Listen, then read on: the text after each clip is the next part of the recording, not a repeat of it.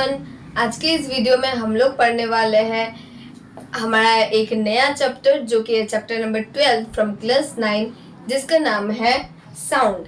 तो sound is generally most common thing ever.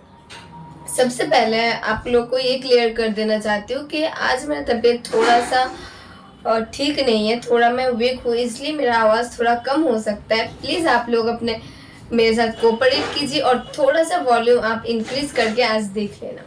सो हम क्या बोल रहे थे, व्हाट इज साउंड। तो साउंड क्या होता है? नहीं, अभी साउंड इंक्रीज करने की जरूरत नहीं है, मैं तो बस ये बता रही थी कि साउंड क्या होता है।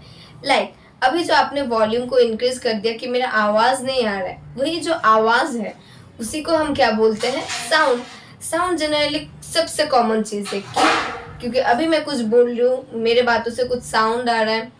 अभी कुछ भी चीज़ में इसको इन दोनों को अलग किया, इसमें एक वाइब्रेशन हुआ तो इससे एक साउंड आया। बाहर गाड़ी चल रहा है, वो हॉर्न बजा रहा है तो वहाँ से साउंड प्रोड्यूस होगा। तो हर एक चीज़ जो हम लोग पूरे दिन कुछ ना कुछ आसपास आते ही रहते, वो पूरा दिन हम लोग कुछ ना कुछ साउंड सुन ही रहे होते हैं। तो अभी व्हाट इज साउंड। साउंड का सबसे पहले डेफिनेशन हम क्या लिखेंगे, it is a form of energy, it is a form of energy that produces, it is a form of energy that produces a sensation, it is a form of energy that produces sensation in ear।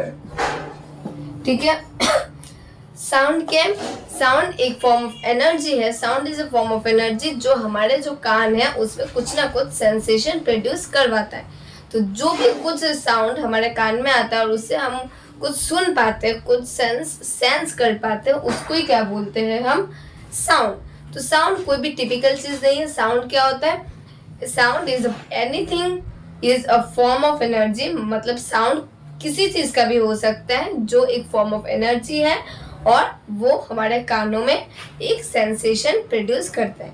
तो sound का definition क्या हो गया, it is a form of energy that produces a sensation in the ear। okay, तो clear है what is sound, what is sound। अभी how it is produced, how sound is produced।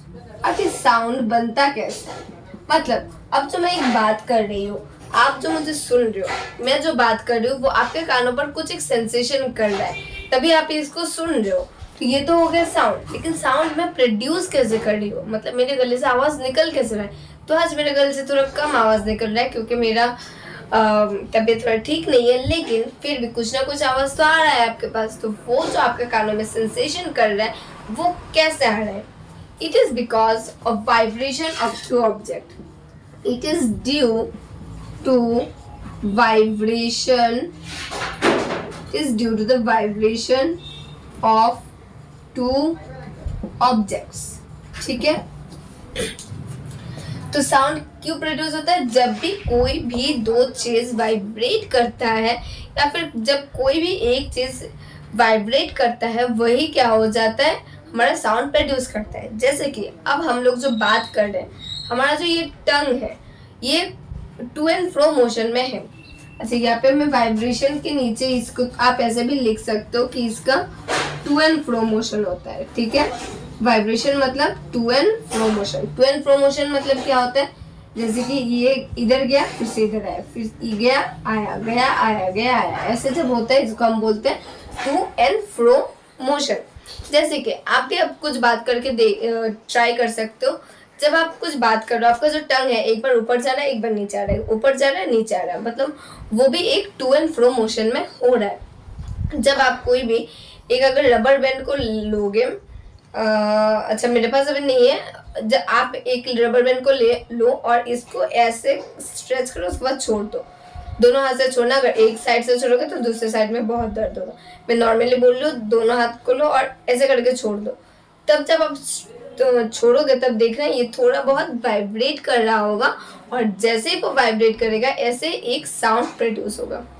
और एक example ले सकते हो, जैसे कि आप एक सिंपल हाथ ले लो, हाथ को अपने कान के पास लाके ऐसे ऐसे मूव करो, ये भी कुछ साउंड प्रोड्यूस कर रहा है। क्यों? क्योंकि ये टू एंड फ्रो मोशन में है।